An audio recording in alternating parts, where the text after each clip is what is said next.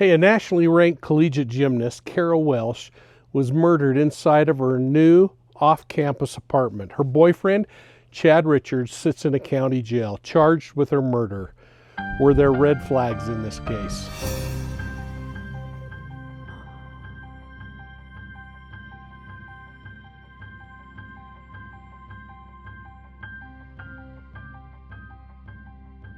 Hey, welcome to Profiling Evil, and thanks for subscribing and hitting the like button. Please share us with your friends. I'm up here in the mountains, again, just taking it easy, trying to find that balance that I keep talking about. But this case really threw me off. I spoke about it on Law and Crime. He was an accomplished athlete, winning the 2023 national title on the vault. Now, her friends and family describe her as someone who was so much more and had so much more to offer than simply gymnastics. Something that shows her grit and determination, but really didn't show her entire personality. She was really quite an amazing young woman. She would have been starting her senior year at the University of Wisconsin-Whitewater this week, majoring in business economics. Her accused killer is reportedly her boyfriend, a guy named Chad Richards. Now, Richards had also been a student athlete at the university, at least during his freshman and sophomore year, back a couple of years. He's now 23 years old. He was a wrestler, but it doesn't appear that he's on the team at this time, and not at the time of the shooting which killed Welsh. One of Richards' friends described him, this is one of his buddies from high school, as someone who was quick to pick a fight. They actually posted online that Richards would joke about killing or shooting people. He was known to drive around with his weapons in his car, things like a bat that was wrapped in barbed wire or a machete.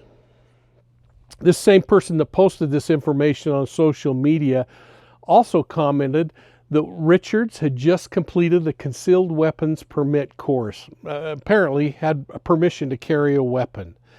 Reports are suggesting that Welsh had Richards help her move into her new off-campus apartment on August 30th of 2024, and just before midnight, something happened. Now, it's really unknown what led up to the shooting, but I find myself wondering if there were domestic violence issues in their dating history. In my experience, there has always been, I think, in most of these cases, precipitating factors that come into play. Suspect in this case, it appears almost that his life was unraveling a little bit, that he might have been having problems with whether he could remain a student athlete, that he might have had fantasy that he was talking about that included weapons and violence and other kinds of things. So I think we're going to see those as red flags in this case, whether in fact they really prove out or they're the social media ghost stories that are being launched already. It's still yet to be seen. But some kind of conflict happened on that particular night as they're moving Kara into this new apartment. And again, gosh, I mean, just talk about rural Americana. It looks like a beautiful little area and a beautiful little location. Even looking at the little apartment units that she was moving into, the video just looks like everything is just a really nice upper class, nice middle America kind of a feel. But something went goofy, and whether it was something that had been brewing for some time or a conflict that occurred during the move-in process, I think that's yet to be heard, and hopefully we get something from the district attorney, because clearly law enforcement is charging this suspect in the case. They're charging him with intentional homicide, which tells me there had been some fantasy going on and some evidence that suggests that there was some pre-planning for this. It just didn't happen, and the devil didn't make him do it. I'm sure that all of that's going to come out in the upcoming arraignment, where the prosecution's going to present some of the compelling facts for their case. So we're going to be watching for that arraignment as it comes up.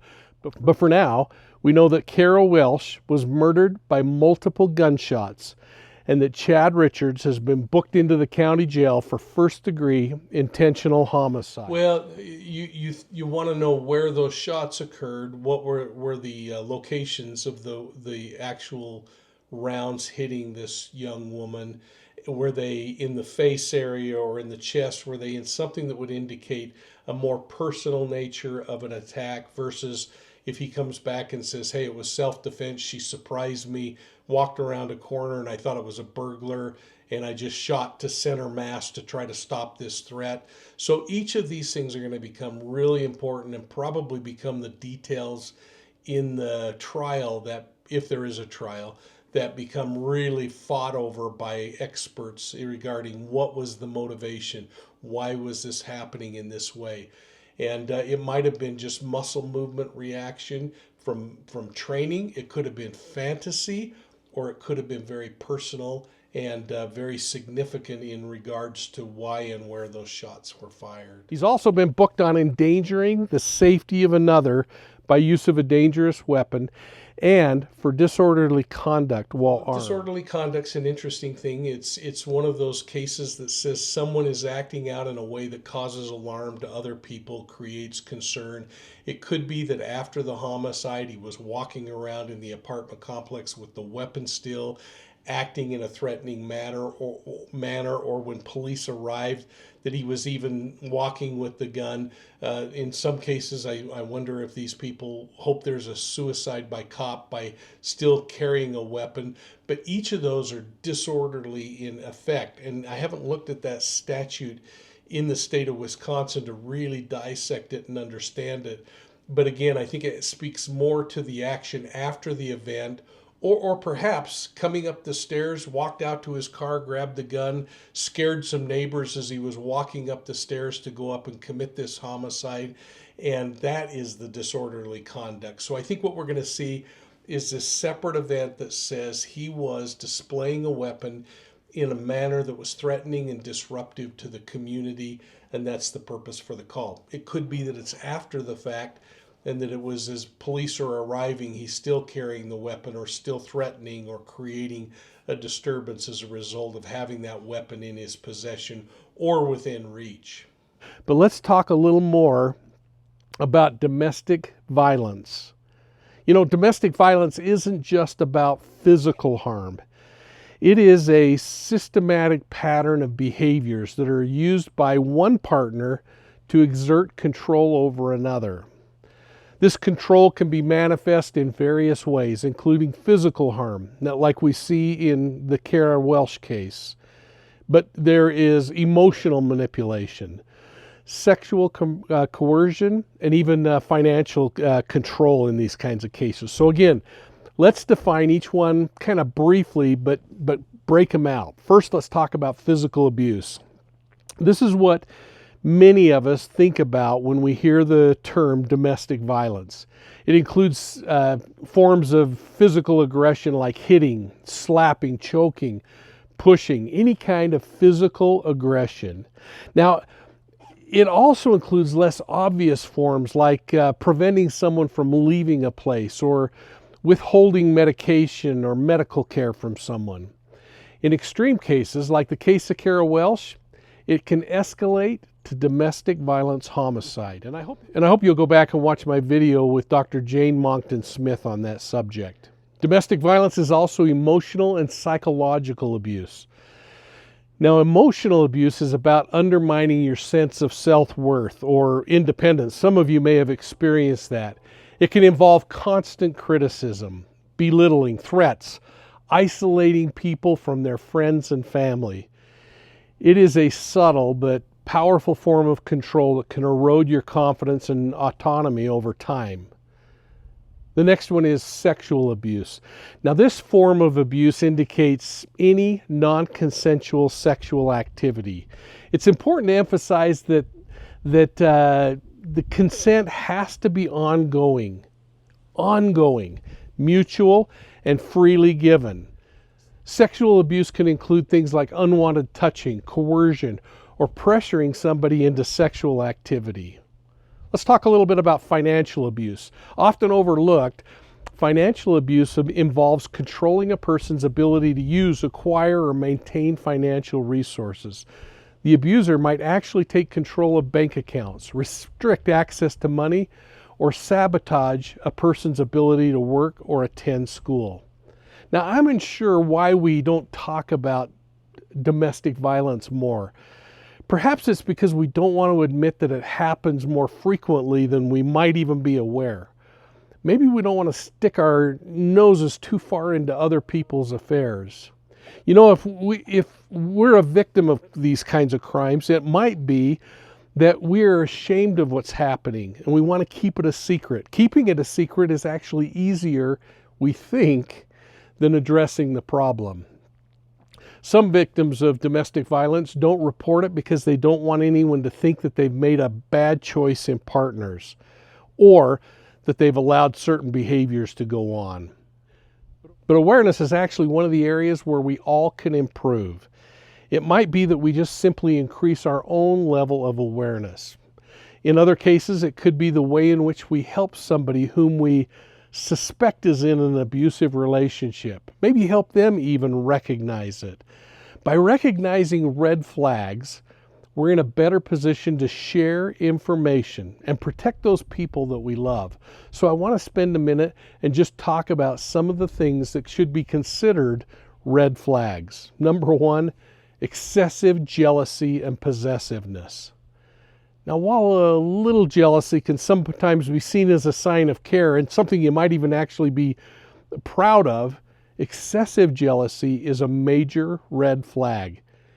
If your partner is constantly questioning your actions, if they accuse you of infidelity without cause, or they demand to know where you are at all times, these are signs of possessiveness and control.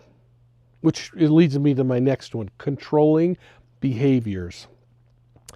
A partner who tries to control what you wear, who demands to spend more time with you than anyone else, or always wants to know where you're going, not respecting your autonomy. These are things that are red flags. This control often starts subtly, but it can escalate over time. For example, it might begin with them suggesting what you should wear, but it can quickly turn into dictating your entire wardrobe or forbidding you from wearing certain things or seeing certain people. Relationships that rapidly progress are red flags. It's important to pay attention to the pace of the relationship. If your partner is pushing for a commitment too quickly, something like moving in together, getting engaged, or making other significant decisions quickly, this could be a tactic to lock you into a relationship before you see the warning signs. So watch for that. Watch for mood swings. Be wary of extreme and unpredictable mood swings. Like if your partner shifts from being loving and attentive to angry and hostile without clear reason, this is instability that you really should be seeing as a red flag. Often this is used to keep you on edge, to make you feel like you constantly have to please them or appease them.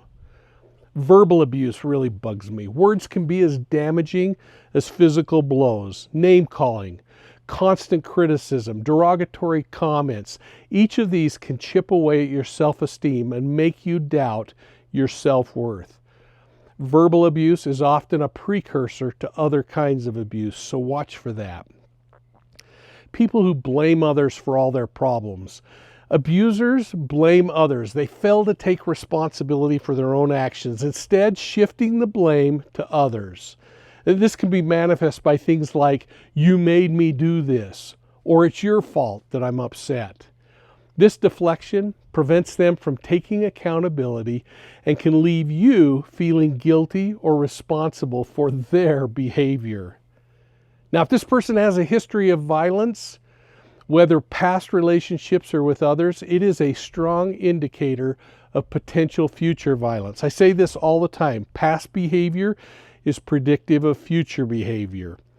Take any admissions of past violence seriously, as if it's a clear warning of what could happen to you. Well, if you're seeing any of these red flags, you might want to seek some professional help. Find an independent resource that can help you look at the situation with a fresh set of eyes. Get some education. Knowledge is power. Familiarize yourself with the signs of domestic violence and understand the various forms that domestic violence can take. The more you know, the better equipped you are to be able to recognize these red flags early in the relationship. And make sure you're setting boundaries. Establishing and communicating your boundaries is crucial in any relationship. So be clear about what you are and what you are not comfortable with, and assert your right to have those boundaries respected. A healthy relationship involves mutual respect for each other's limits. And above all, folks, trust your instincts. Your intuition is a powerful tool. If you feel like something's off, or if you're feeling uncomfortable in a relationship, trust those feelings. Don't ignore the red flags, and don't try to convince yourself that things are going to get better on their own. Rarely, and I believe personally never, domestic violence gets better on its own. Your instincts are often the signal that something's wrong. Follow it. And stay connected with your support system, because abusers are going to try to isolate you from your friends and your family, the support system you have. Maintain those connections with people who care about you. Having that support system outside of your relationship can provide perspective, even when you're not recognizing that something's amiss. Make sure you're establishing independence in the relationship. Even in committed relationships, it's important to maintain some level of independence. This might mean keeping your own bank account, continuing on with your education, or pursuing your own hobbies and interests. Independence reduces your vulnerability to control, and it ensures that you have resources if you have to leave. Make sure you're watching for changes in behaviors, because abusive behavior can escalate over time. Be attentive to changes in your partner's behavior, especially if they're becoming more controlling or aggressive. These changes can be gradual, but they often are indicative of deeper issues. Hey folks, if you think you are in an abusive relationship, please seek expert help immediately. It is important that you acknowledge the abuse. The first and often hardest step is recognizing that you're in an abusive relationship. So it is essential to understand that the abuse isn't your fault. You might be contributing to it, but it isn't your fault, and acknowledge the situation is critical and seek help. Have a safety plan, a personalized, practical plan that includes a way to remain safe while in the relationship, or if you're planning to leave, or after you've left. This plan can include emergency bags of essentials, a safe place to go already planned out, and having an emergency list of contacts and money. Seek support, because you don't have to go through this alone. Reach out to a trusted friend, a family member, or a professional counselor who can offer you some emotional support and practical advice. Speaking to somebody can help you take the situation more clearly into hand and give you the courage you need to take action. Now, we've been talking about the college student, Kara Welsh. If you're a college student, contact the campus resources, because most colleges have resources specifically designed to support students in abusive relationships. These can include counseling service, campus police headquarters, women's centers, legal aid offices. These resources can offer you confidentiality, support, and guidance on how to proceed. Make sure you're taking advantage of things like the National Domestic Violence Hotline, who offers 24/7 support. That center can provide immediate assistance. They can connect you with resources, and they offer advice on what you can do next. They're confidential, and they can be a lifeline in a crisis. Hey, and consider seeking legal protection. If you're in immediate danger or fear for your safety, get a hold of the police. Consider obtaining a restraining order or a protective order and get to a safe place. Legal action can prevent your abuser from contacting you or even coming near you. And I know that there are examples where they violate that, but it's the next best step. Seek professional help. Now, if you suspect a friend or a loved one is in an abusive relationship, listen without judgment.